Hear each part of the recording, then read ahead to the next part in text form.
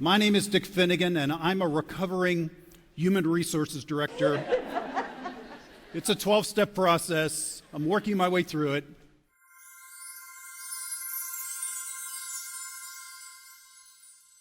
When's the last time you heard a really, really good worker say, "My boss treats me like dirt, but I'm holding on for Employee Appreciation Week," you know? I'll get a balloon and a hot dog, and I'll be over the top.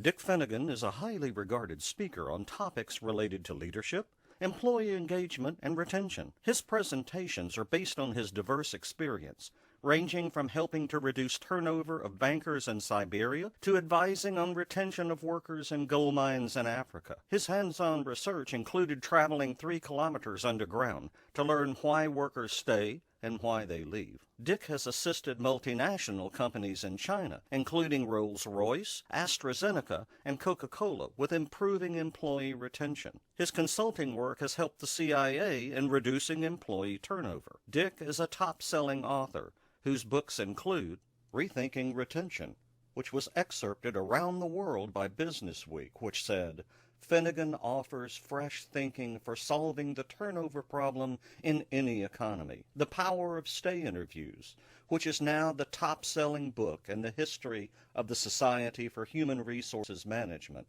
or SHRM. The Stay Interview, a Manager's Guide, which is being published in 20 languages and an audiobook, and HR's Greatest Challenge, which they believe will supplant the Power of Stay Interviews and become the new SHRM top seller. Dick Finnegan writes top-selling books, but his best skill is keynote speaking to rally managers and HR professionals to engage, retain, and lead their people better. How do you cut turnover and improve engagement? What's the real secret? And I said the real secret is you have to think like a business person. You have to take a business-driven approach. You have to have goals and accountabilities and convert things to dollars. You have to think like business people think. You have to think like CEOs think instead of the traditional model of HR, go fix it.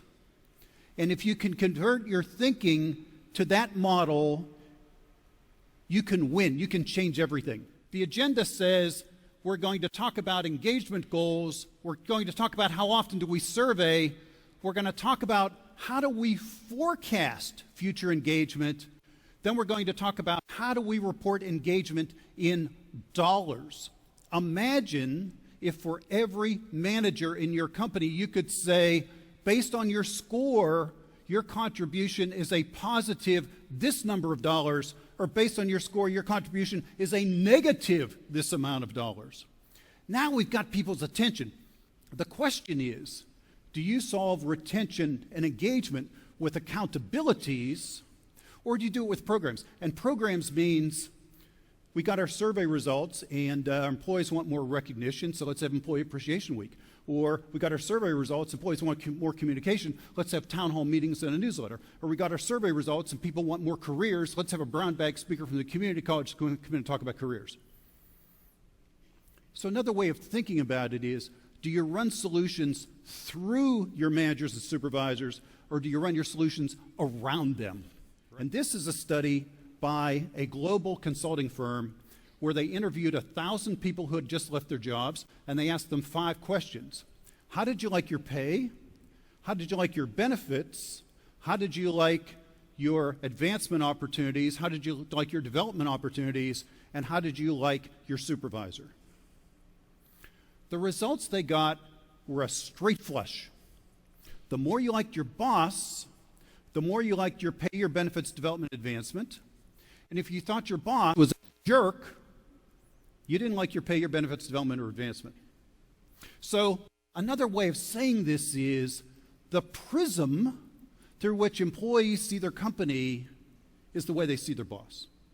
I would bet you $20 that if you thought of the best boss you ever had and then the worst boss you ever had, this would be true. That you would say, I trusted the best boss and I distrusted the worst boss. And you would also say this, The best boss had shortcomings. There were things that best boss just couldn't do. But it's almost like he or she was cute because they couldn't do some things well. Because we're so forgiving when we trust people. But your worst boss had strengths. They could do some things very well, but you were blindfolded to those strengths. You couldn't see those strengths because the definition of a jerk boss is just someone you don't trust. How many of you would say, raise your hand if this is true, you can immediately think of somebody in your company who manages others who cannot build trust? Raise your hand if you would say, yeah. So look around the room. Stay interviews, 2 hospitals, big nursing home facility, nurse turnover down 33, down 39, down 70 in 1 year. This is the answer. This really works. That I surveyed a bunch of managers who'd done many stay interviews, and the question I was most interested in was, what do they ask for the most? Because you know the knee-jerk here is to say, they're all going to want more money, right? They're all going to want vision care. They're all going to want something that costs money, right? The answer to what they want the most was, remove obstacles so I can do my work better. They want more productivity. They want, fix this equipment, change this process, don't make me fill out this form. Get this department to keep their end of the deal. That's what they want the most. They want to get more work done. The Gallup Corporation is surveying citizens in 150 nations for 100 years on what makes people happy. At 6 years, they released the first 6 years of data. So the correct answer is on your screen. I'm going to tell you the 5, and then I'm going to ask you by show of hands to vote what makes people happy. So the first choice is good health. The second choice is a good job. The third is love and respect from others. The fourth is money for needs and more. And the fifth is a better life for your children.